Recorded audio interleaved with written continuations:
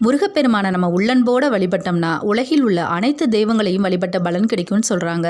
அது எப்படின்னா, முருகப்பெருமான் சிவபெருமானோட 5 திருமுகங்களுடன் 6வதாக உள்ள அதோமுகத்தில் உள்ள நெற்றிக்கண்ணிலிருந்து தான் தோன்றினார்.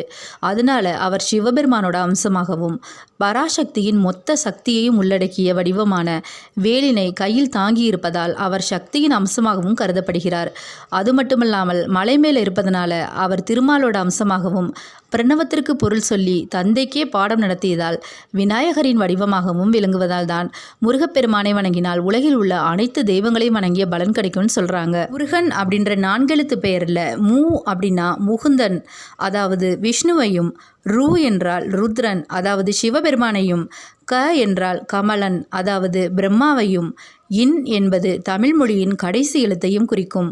தமிழ் கடவுளாகிய முருகப்பெருமானோட தத்துவமே மும்மூர்த்திகளையும் உள்ளடக்கியதாகும்.